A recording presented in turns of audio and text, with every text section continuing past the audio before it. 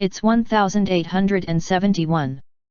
The unnamed narrator, a young American man, and his engineer friend go exploring in some caves they discovered at the bottom of a mine shaft.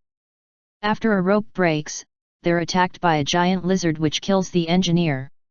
Trapped, the narrator stumbles his way through the cave system until he discovers a city occupied by humanoids.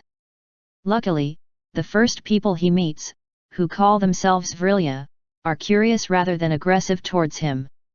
He though is overcome by panic, and in self-defense the Vrilya knock him out.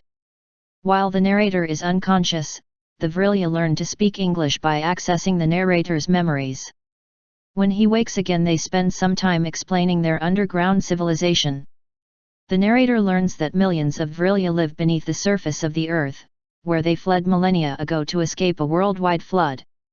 Initially the Vrilya's ancestors faced a difficult existence, but eventually they discovered a source of energy, called Vril, which they learned to control through willpower and Vril staffs, which they carry at all times. With this almost unlimited source of energy, which they used to both heal and destroy, their society became a utopia. The Vrilya explain their society has no real laws, as the individual possession of Vril makes enforcement impossible. Instead they have mutually agreed guidelines and conventions. There are no politics and a chief magistrate resolves the few disputes. The Vrilya consist of two sexes. The females are bigger and stronger than the men, relationships are consensual and the females take the initiative in romance. The Vrilya are not strongly religious or philosophical, regarding such speculation on the unknowable as pointless and counterproductive. They believe though in a form of reincarnation, in which a living being is never destroyed but on death merely changes form.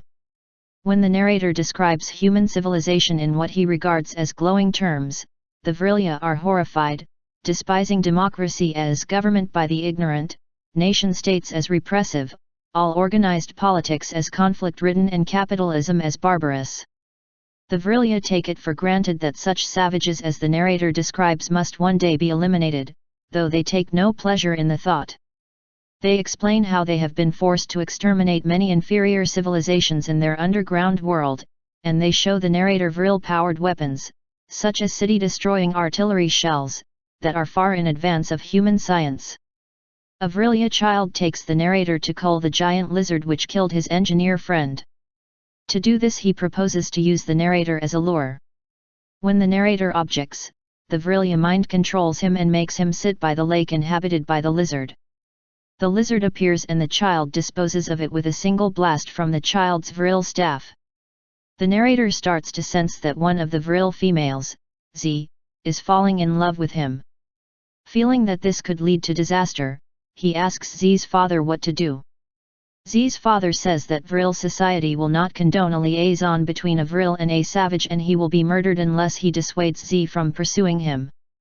Leaving is not an option because the Vrilya don't want him to reveal their civilization to the surface world.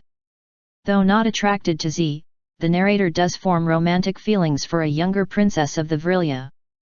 He fantasizes about becoming her consort, taking control of Vril society and reforming it to be more like the USA.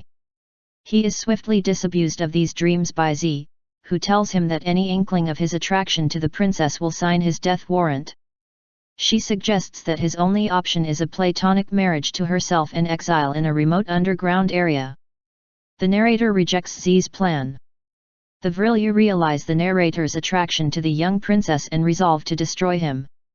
The narrator asks a sympathetic young Vrilya to help him go back the way he came, but the Vrilya tells him the passage was blocked long ago. The narrator accepts his fate and prepares for death, but on the eve of his execution Z uses her Vril power to reopen the passage and helps him return to the surface. Back in the USA, the narrator records a warning that in time the Vrilya will leave their underground habitat and invade the surface of the Earth. As their technology is far in advance of our own, and their morality allows the genocide of inferior species, that invasion will result in the annihilation of mankind.